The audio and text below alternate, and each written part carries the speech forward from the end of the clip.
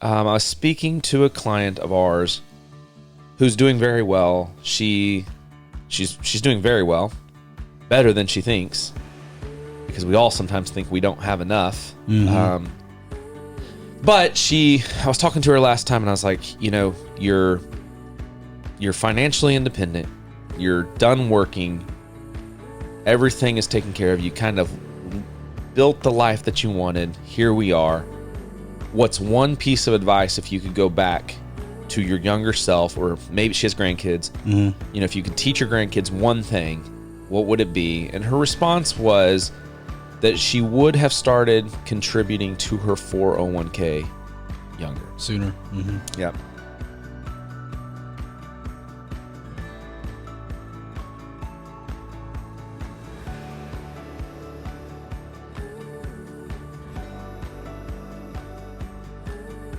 So, here we go. Another golden nugget. Another golden nugget episode.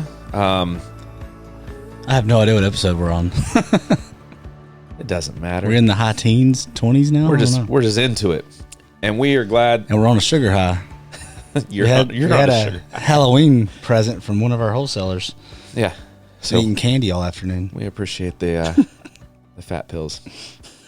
Oh my! All right, so we are doing another golden nugget episode, and again, bringing this to you to simply challenge the why. So the background again is that we meet people all the time. When times are good and things are going well, many times we don't question what we're doing because it's just going well. Mm-hmm. But when we get into environments when things get challenging, if we don't understand why we're doing something, if the data and the facts don't line up, one, it creates anxiety. Two, we start to question ourselves and we can't really find out. We can't put our feet on the ground again. So really, that's what the Golden Nugget podcast, what these episodes are all about, is just simply saying, let's test the theories, let's test the things that people are hearing and bringing to us. And some of these Golden Nuggets are things you might find if you Google how to grow my net worth, or what should I do to save for retirement? Little rules of thumb. But some of these Golden Nuggets come from our grandparents or our parents saying, hey, you're about to leave college and get your first job. You should be doing this. And you're like, okay, well, yeah, that seems like good advice. My parents are doing pretty good, so I'm going to listen to them. But we don't know why. And that's just the big, question is, again, we don't question it until times get hard and we need a reason. So last Golden Nugget episode, what did we discuss? Thinking if it was right for you or not. Never sell an appreciating asset. That's right. All right. So we went in, we dug into that. Guys, we've had a busy day. Now, the next one is something I think that affects so many of us. And this could be applied more broadly. So if you don't per se have this type of account available to you, maybe there's another type that's very similar. But in this one, I was speaking to a client of ours who's doing very well. She's doing very well, better than she thinks, because we all sometimes think we don't have enough. Mm-hmm. But I was talking to her last time, and I was like, you're financially independent. You're done working. Everything is taken care of. You kind of built the life that you wanted. Here we are. What's one piece of advice if you could go back to your younger self, or maybe she has grandkids, if you could teach your grandkids one thing, what would it be? And her response was that she would have started contributing to her 401k younger. Sooner. Mm-hmm. Yep. So she didn't get started until her mid to late 30s, saving in her 401k. And she did it at the advice of a friend, someone around her, who said, hey, look, if you just turn on your contributions at 1%, your paycheck will actually go up. Mm-hmm. And I was like, I'm sitting there listening to her tell me this. And I was like, I don't know if I believe that. Right. So we did some digging. So we're gonna really try to debunk a few parts of this. One, should you contribute to your 401k as young as possible? Two, if you turn on your contribution at 1%, will it actually make your paycheck go up? And then three, do you actually need to participate in a 401k or a retirement account that you might have access to? Mm-hmm. So we'll keep talking about 401k because this golden nugget she was given was 401k, but sometimes this can be a SEP account or a simple account. This can be an IRA, any kind of, right. We're really talking about, do I need to invest money in a retirement account? The unique thing about the 401k, and there's a few others that exist out there, but you get the employer match generally, all right? So we are going to be making a few assumptions about the type of account that you're participating in. We're going to base a little bit off of the fact that, you have access to a 401k. You don't have to stop listening because you can still pull out a lot of great information if you don't have access to a 401k. We are aware that not everyone does. We're also going to jump to the conclusion that the 401k you're participating in offers an employer match. If these things don't fit, you can call and talk to us about how this golden nugget might apply to your situation. We're happy to walk you through that. But speaking to whoever's listening, the tens of listeners that we have, we could assume that if you're, like, most of them are employees, most of them probably have access to a 401k, and most of the 401ks that exist today do have some sort of a match. Yeah. So we're going to just kind of roll with that. So bear with us. All right. So the first place I want to start is, let's just talk about, like, taking, mom, dad's, neighbors, friends' advice about, hey, you need to start participating in your 401k. Mm-hmm. I'm going to argue, I'm going to tell a story about a make-believe person in a make-believe world, and I would argue this person doesn't need to invest any money for retirement, okay? And the reason why this person doesn't need to is because this hypothetical person's hypothetical world is in complete control of their cash flow. They understand it. They don't ever have that kind of spending creep where, they think they're spending $4,000 a month and all of a sudden they're spending 45 and then 5 and then 6 and then kids get expensive and they have to move. And no, they're in complete control. So again, that's a far-fetched kind of place because I've never experienced somebody in complete control of their spending 100% of the time. Right. But we're going to go through this scenario. So in this story, let's say make-believe Brandon graduates college at 22. I have a little bit of college debt, and I'm working now. I start making $4,000 a month. But I'm only living on $2,000, so I take that extra $2,000. I spend the extra $2,000 to pay off my college debt. So I'm debt-free, we'll say by the end of my 20s. And around sometime between there and 35, I go and I buy a house. And this house is the house that I'm going to stay in. I'm going to live and die in this house. For the rest of your life. The rest of my life. When I get this house, it just so happens that my mortgage for my hypothetical house in this hypothetical world is exactly $2,000. You're making exactly $4,000. I'm still able to spend $2,000 that I've been spending since I've been 22 years old. Right. I'm living the exact same lifestyle. So if I buy this house when I'm 35 and I'm still making $4,000 a month, it's putting $2,000 to my house, $2,000 to my lifestyle. Fast forward 30 years, my house is paid off and I'm 65 years old. Yep. If I retire at 65, my $4,000 income goes away. I turn on Social Security, and let's just pretend my Social Security is $2,000 a month, which is kind of possible. Like, right. That's a pretty possible. Average number. Yeah. And we're taking inflation out of all this. Yeah, like let's not just to make it easy. So today's money. Yeah, today's money. Like if we wanted to play the inflation game, we'd say inflation's average 2%, but my wage growth average is 2%. But that's not the point of the story. That's not the point of the story. The point of the story is if I remain in control and I'm wildly satisfied on spending what on my your needs, lifestyle is good, then effectively my house as my primary residence as my investment I have a free place to stay for the rest of my life. Yep. I'm still only spending $2,000. My Social Security supplements that. So do I absolutely have to invest money for my future?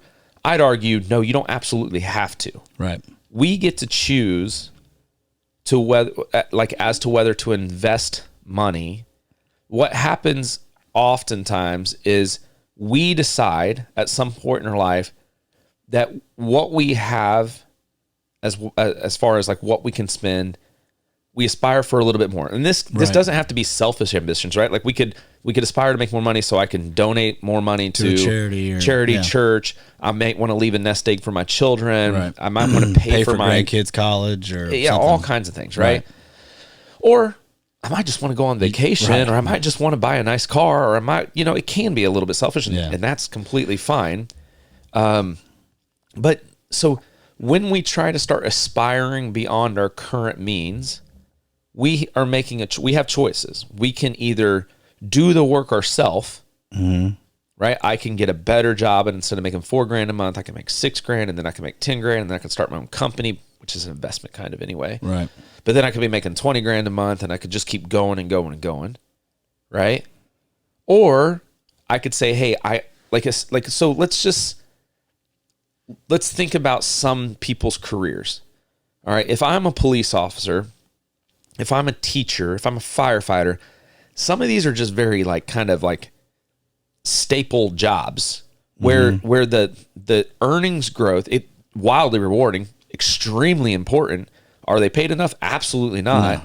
But it's like a 3% or something annual raise. But you're just kind of locked. Like if you keep up with inflation. Used to be. If you pick a certain type of career, your wage, the upside in your wages is kind of offsetting inflation generally. It's not something where I can like, hey, I'm going to become an elementary teacher and I'm just going to make it happen to where I'm making $2 million a year. I'm going to be the best teacher in the school and make $200K a year. Doesn't work that way. You can be the best teacher of the school. Right. You might get a free golden dinner star or recognition from the mayor. But typically you're not going to just all of a sudden explode your wage potential, right? Your earnings potential. Other places, like if you're in sales or if you're a small business owner, the wage potential is pretty endless, right? And I say all that just to say, like, if you aspire for more than what your earnings support, you might either have to change career paths, get more training, look at something wildly different than what you currently have, or you could say, hey, I'm going to take what I have and invest it.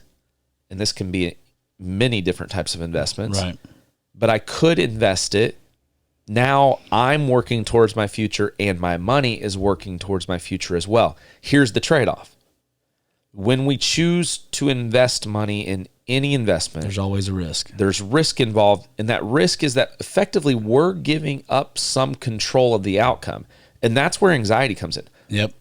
If I choose to buy into the S&P 500 today, I don't know that it's going to go up ever, tomorrow, 10 years. I don't know.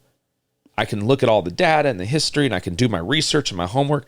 But at some point I'm saying, hey, I put money in this, and as well educated as I can be, I'm still trusting in this to help me. You're not in full forward. Control over it. You're not in full control. As in the story, he was in full control because he was in control of his He paid his mortgage, and he had a $2,000 cash flow. And period. He didn't need more. Right. So he didn't ask anything for help. It was all inside of his wheelhouse. Now, again, that's a little bit of a fake story, because even there, I mean, in real world, inflation's not in our control. We might need help just to make ends meet sometimes. Right. Kind of like what we're going through. Many Americans are going through right now. Right now, yeah.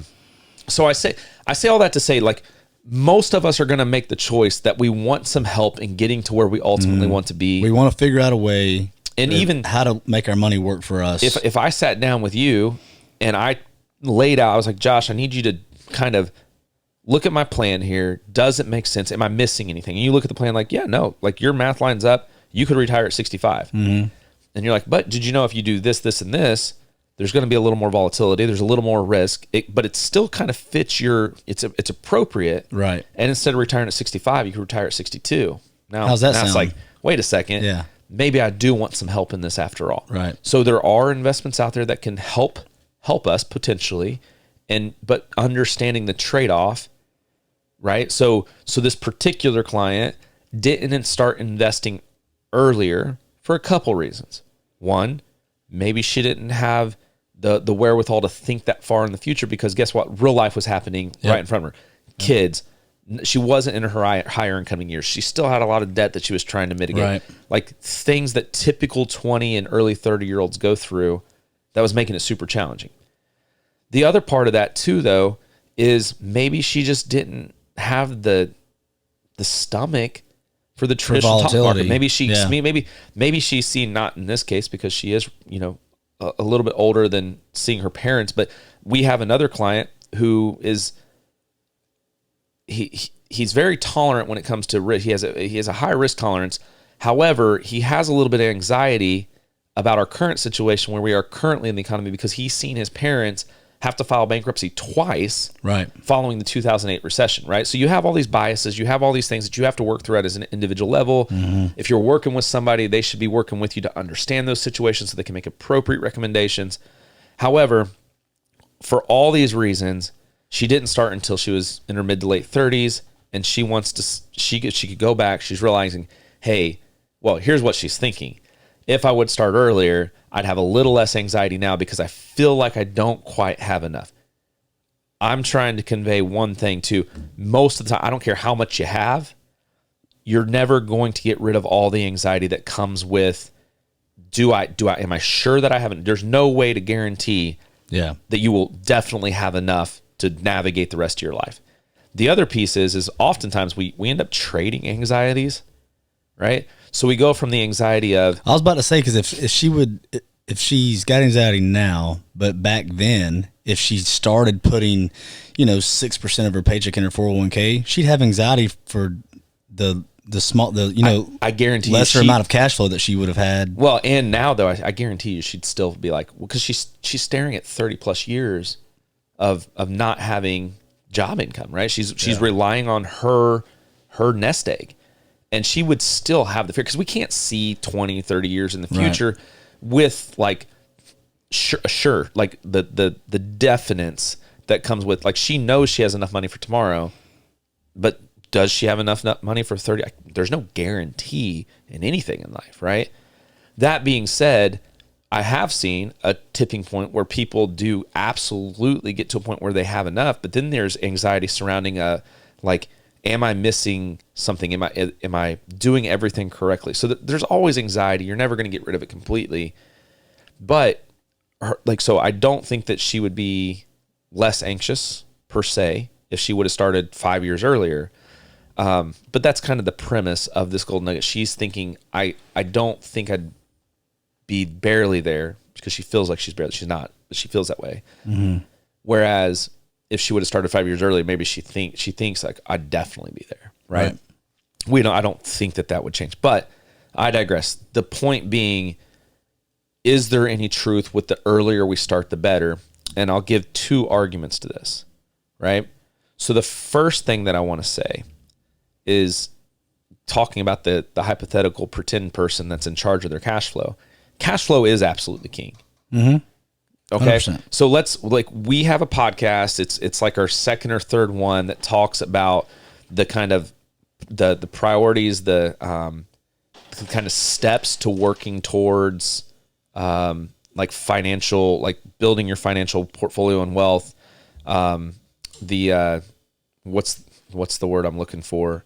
I should have drank more coffee before this. Talking about the order of operations, the order of how you should build wealth. So starting with your emergency savings and all this stuff, right? Yeah. So I say that to say, even if we get you to the point where you believe that you should start in your 401k as soon as possible, if you haven't started yet, we still want you to go back to that episode and listen to this order of operations. Because if you start investing in your 401k and you don't have a nest egg, this is my counter argument. You don't have an emergency savings. There's a study by Vanguard.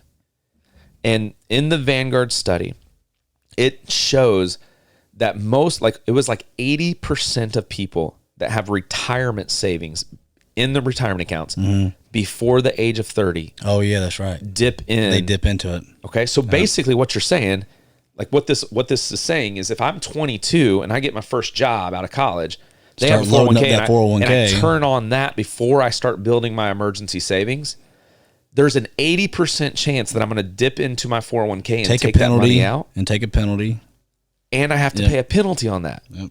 Right? Now, you got to pay taxes. If I would have taken the income, I got to pay taxes. So that's kind of a wash. But nonetheless, it could be enough to where I jump up a tax bracket because now I'm getting my income plus I'm taking the penalty on what I withdraw, or the taxes when I withdraw. Yep. So there's implications to starting in the wrong order. Right. Right? So first and foremost, consult that financial professional that you're working with. But I would also encourage you to go back and listen to our Order of Operations podcast, because we definitely aren't saying, hey, do this right away at the cost of everything else.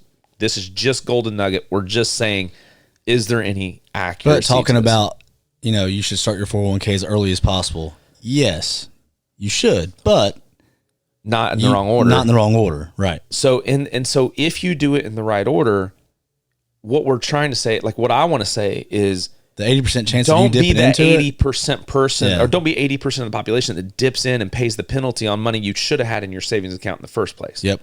Right? Do it in the right order, so that way you can be one of the 20% of 20 and 30-year-old people that have never had to dip in and pay the penalty of early withdrawal from an account. Mm-hmm. Okay?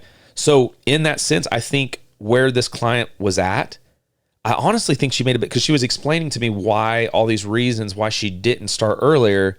And I looked at her, I said, and I brought up that stat, and I was just like, you know what? I think you did the right thing, because you didn't lose money to the government for fee, or for penalty, because you had kids, because your wages were low. I mean, this was back in the 80s and 90s, so income was different, and so I don't necessarily think she made the wrong decision. I think she was living life how life was throwing it at her. But she brought up one point.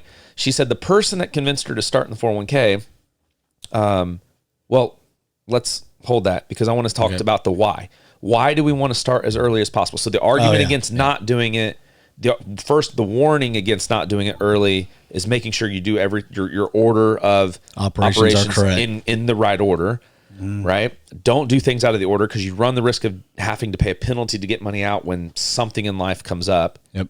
But on the flip side of that, the other piece to that kind of warning is the just the fact that most people in their 20s that have that do have to dip in at some point. But the pro to doing it as early as possible in the right order of things, if you have your savings account built up, is all your stuff's in order. Is we have two arguments here. Is first of all, we understand the power of compounding interest and the power of long-term investing. The beautiful thing about the way the 401k is set up is if you're contributing every paycheck, that is like if you get paid bi-weekly or twice a month or however you get paid, the dollar cost average is like it tees it up perfectly. It's bi-monthly. It's perfect. Because you're putting in a couple $100 or whatever the case may be. Maybe it's 50, maybe it's 300, maybe it's 600. I don't know. But whatever you're putting in it's equal amount into the equal investments every paycheck. That dollar cost average is tremendous. We know that to be a powerful tool in wealth generation over a long period of time. The earlier you start, the longer those first dollars have to start working for you and really perpetuating like greater, like more dollars, even if it's just dividend growth. Like right now we're in a down year, but those repurchase of shares and you're bringing down cost basis. Yeah. There's so many things that are good. So then then you have my favorite part of it is you get a company match. And you get a company majority match. Of the time. You get a company match. You're getting free money. You're giving yourself a raise. And we'll talk all about that in a second, because I'll tell you what I feel about those matches if you're not participating. The key part here, though, is we know dollar cost average is a powerful tool. We know that the more time that we give ourselves, the more time we give to investments to work, generally speaking, the more they work out, right? If I expect overnight returns or if I expect quick turnarounds, probably not going to happen. I mean, if you think about the investment in your primary residence, it's going to take you likely 30 years to own a home. And then we get people that give us a check, we put it in the S&P 500 or something equivalent, And they're like, the next week, they're like, hey, am I up? Am I down? Well, dude, you're giving your home 30 years to work out for you. Why don't you give this some time too? Yep. Right. And so the earlier that we can start, if we're starting in the right order, and we're doing things the healthy way, the right way, the better we are. So yes, there's your pro and con to starting early, right? Yep. Now we go back to a second part that she said, where the lady that kind of got her to actually start, the lady challenged her. And she said, I bet that if you turn on a contribution of 1%, that the paycheck that you receive will actually go up. I was like, nah, that, I was like, I said her name. I was like, do you believe that? She was like, it worked. And I was like, all right, well, I don't believe anybody lies to me. So let me do my homework. So we came back in, was talking to our CPA, and I was like, hey, CPA, check this out. I was like, run these numbers. So he runs the numbers, and we ended up finding out that it can be true. Yeah, but what are the chances that it can be true? You have to hit specific tax brackets. So there's so many things that go into that. If you guys are listening, understand how, U.S. tax code works, right? So these are completely made up numbers. I probably should have pulled up a real tax chart or something. But let's just pretend that if I make $30,000, I'm in a 12% tax bracket, right? And if I make 30,000, 12%. If I make $30,001, that next $1 bumps me into a 20% tax bracket. So everything beyond $30,000 is taxed at a 20%. Now, you have to understand some complexity things, not complex, really just hard to explain via this. But the way payroll systems typically work is there's algorithms in there. They look at your projected income for the year based on your paychecks, and they start withholding taxes. So most employees, when you get paid, you're getting paid a net payment. So your gross pay net, like minus your taxes, right? So you're getting a net paycheck. That taxes that are withheld are only a projection of what the payroll system thinks you're going to owe the IRS. And that's why most people, when they go file their taxes, get a little bit of money back. Okay.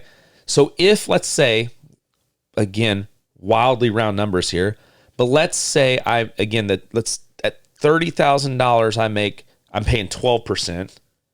Let's say I turn on, I'm actually going to make $31,000. So that extra $1,000 is going to get taxed at 20%. Okay. If I turn on 1%, let's just pretend it's 1% of 30,000 is not $1,000. Right. But let's just pretend that $1,000 1% goes into my 401k. That's pre-tax. So now my taxable income comes down to 30, and now all of my income is going to put you my in that 10%. Bracket. Yep. So now the payroll, the algorithm is going to reduce the tax withholding because when you're straddling these tax brackets, that's when it could work, right? Yeah. So what she was saying was very matter of fact true, and specifically, just by happenstance, she was flirting on these lines of two tax brackets, and partly like a little bit was over. And when she got rid of that, it brought her whole income down, and her paychecks actually went up. Now, I say all that to say, and what to your point, it's not going to be true for everyone. Right. So don't like necessarily do it just because of that reason. But 1% contribution should lessen the tax bill a little bit, and 1% plus if you're at a 401k that matches. Now just by turning on 1%, you're getting 2% into your retirement fund. And with the tax savings, you shouldn't be losing the whole 1%, right? So maybe, again, just kind of some round numbers, maybe my paycheck is actually 0.9% less, but I'm saving 2% into my retirement account. That's winning. That's stacking the cards in your favor. When it comes to your employer match, I've never seen an investment that offers 100% return overnight. Nope. But it does in your 401k when you have that match. Yep. Right? If I contribute 4% into my 401k, the next day when I log into my 401k, if I get that 4% match, yep. If you get the 4% match, it's 100% return on my investment overnight. Mm-hmm. Beautiful thing. It really hurts my heart when I see, like, even the 401ks that we have and stuff, like people that just don't contribute, they don't participate in it. And even though you can just talk to them till you're blue in the face, I don't know if they don't understand it or it's literally, like you said, it's 100% return on investment. And I've had these conversations. So we manage a couple 401ks, and I've had these conversations with CEOs and owners of companies to say, like, and I've been in situations where I've been in charge of people and in charge of their promotion in the Army, and they're wanting a promotion because they're tired of getting paid too little, and employers or employees are always looking for the next way to earn more money inside of a company. And it's great to give pay raises to deserving people. But if I was the owner of a company and I was offering a 3 or 4% match, right, and you came to me and said, "Hey, boss, I think I need a raise. I and think I'm I not deserve participating," I would ask the first question is, "Are you participating in the 401k?" There's your 4% raise right there. Boom. Now, if you are, good. Like, now then we you can have talk the conversation. Now we can have. Yeah. But I mean, I get life circumstances. Some people, sometimes you have to cut back because things are going up. But get started, right? But again, do it in the right order. For many reasons, I think the order is important. This golden nugget holds some truth, holds some evidence. We love it. We love this golden nugget. Start as early as possible. Do it in the right way. Order. Right? Yep. Go back and listen to our Order of Operations podcast. But the biggest thing here that I want you guys to take away is also the fact that you don't have to ever invest money. Investing money should involve a lot of analysis and a lot of thought. You may not have to ever invest money, but most of the people choose to, because most of the people aspire to get where they're going quicker than what they can do by themselves, or get beyond what they can do by themselves. And for that reason, you have to do the homework.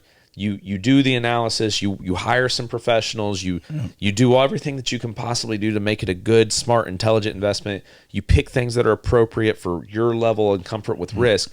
But understand, let your money work for you. But understand it, and all of that, and all the homework that we can do. I mean, we still get anxious because we're giving up a little bit of control over the money that we allocate to different investments. I don't care how safe it feels. Like, there are going to be times where you're going to question, am I doing the right thing? But you can sit there and look at the facts. The facts are, if I put in money through a 401k and I get a match, I already got 100% return, right? The facts are, dollar cost averaging is a time-proven, like, it works, age-old investment practice that works and proves to work over time. Time is an investor's best friend. I like always. That's on your on your side. So for a million reasons, the earlier that we get started, the better, as long as we're doing it in the right order. But I also will leave you with this. One of the questions that I love to ask, especially from people that are uber successful, is, what's your secret? Like, what's, kind of the same question that I ask these guys. Mm-hmm. One of the most common things that I always hear from ultra successful people is, Brandon, you're never too late, right? You're never too late to get started. You're never too late to start the company. You're never too late to make the investment. You're never too late to buy the home, or you're never too late to whatever. Chase your dreams, chase your goals, accomplish things, and don't think, oh, I can't do that now. I'm too old, or it's too late for me. I missed the boat. Just take that first step. Take the first step. It's so important, because in this case, this client could have thought at some point, I'm just too late. It doesn't even matter anymore. Right. But she didn't. She got started. She's retired a little bit earlier than what, is normal, and she's going to be great. And so that's the golden nugget. Should I contribute to? I wish I would have contributed to my 401k earlier.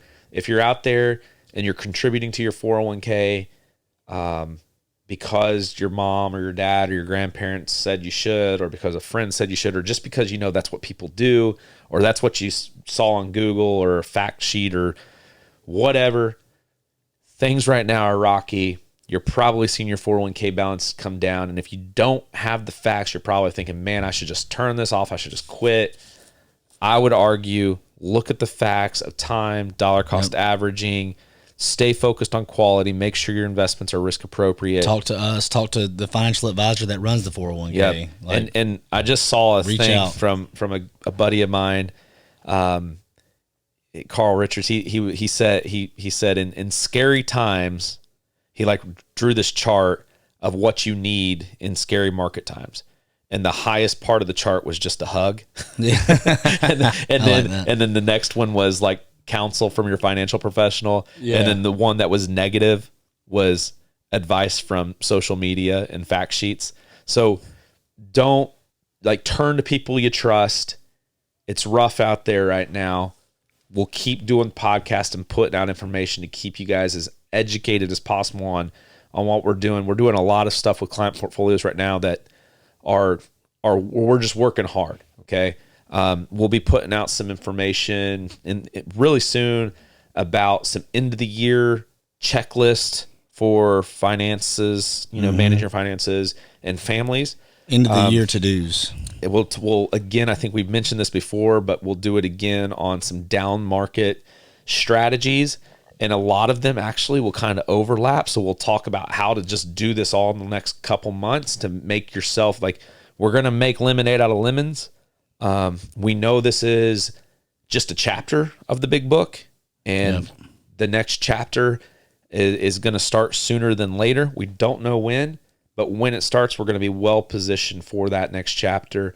And we're going to lay the groundwork to have a great chapter that isn't as full of anxiety and heartache as this one. And the next chapter, like I said, we're going to lay the groundwork to make it as best as possible. Yep. So reach out to us if you need anything. That's the golden nugget number 2. Should I invest in my 401k, or I should have invested in my 401k younger? A lot of pure gold in that. Yep.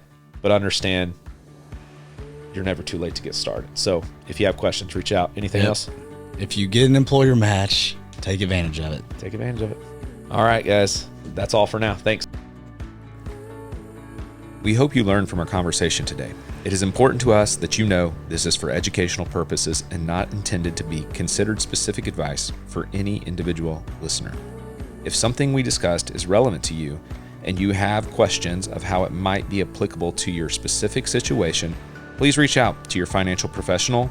Of course, we are happy to have further conversations with you regarding specific questions or applications to your individual financial situation. With that, here are a few disclosures. Securities offered through LPL Financial, member FINRA, SIPC. Investment advice offered through Private Advisor Group, a registered investment advisor. Private Advisor Group and Harpeth Wealth Partners are separate entities from LPL Financial. The opinions voiced in this material are for general information only and are not intended to provide specific advice or recommendations for any individual. To determine which strategies or investments may be suitable for you, consult the appropriate qualified professional prior to making a decision. All performance referenced is historical and is no guarantee of future results. All indices are unmanaged and may not be invested into directly. Hypothetical examples presented are not representative of any specific investments.